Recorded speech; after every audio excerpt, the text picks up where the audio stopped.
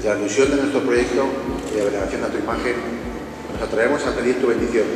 Hoy volvemos a solicitar, Madre nuestra, que no nos abandones.